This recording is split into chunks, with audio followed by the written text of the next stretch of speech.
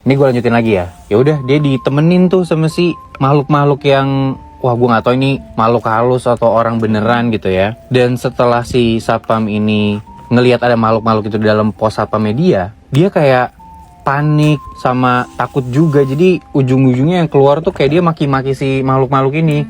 Kayak anjing bangsat lu, siapa lu semua. Tapi setelah dia maki-maki kayak gitu, si makhluk-makhluk ini serentak ngeliatin dia, melotot, terus langsung senyum lebar ke dia gitu. Dari situ akhirnya si satpam ini kabur lah, dia cabut dari pos satpam itu. Dan ya udah, semenjak itu si satpam ini akhirnya trauma lah. Dia bilang ke atasannya dia nggak mau lagi tuh shift malam karena dia takut banget. Dikasih lah sama satpam atasannya itu, dia tuh shiftnya pagi ke malam aja. Ternyata setelah kejadian itu terornya tuh nggak berhenti di situ aja. Jadi ada satu momen abis bangun subuh, ini by the way namanya Bang Sofian ya, si satpam ini. Dia bangun subuh sekitar jam 4-an pagi, tiba-tiba kontrakannya dia itu diketok sama orang.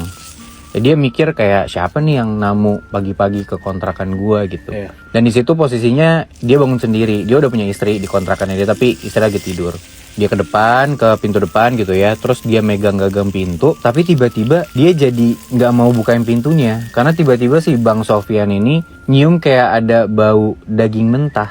Dari luar rumahnya? Dari luar rumahnya, dari balik pintu itu. Bukan daging busuk ya, tapi daging mentah merah yang kebayang gak sih lo kalau misalkan lo ke supermarket nih, terus ada bau daging gitu. Nah, gara-gara nyium itu jadinya dia nggak jadi buka. Dia lihat dulu di depan tuh ada apa, diintip lewat jendela di samping pintunya dia. Dia buka gordennya sedikit, di antara gelap itu dia coba lihat lewat kaca gitu ya, kayak dia ngintip gini.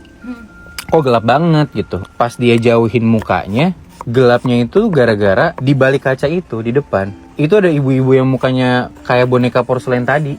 Anjir. Si ibu-ibunya gini, kayak ngintipin dia balik gitu loh. Anjir. Terus dia takut, dan gara-gara takut akhirnya dia ngumpet aja tuh di balik pintu.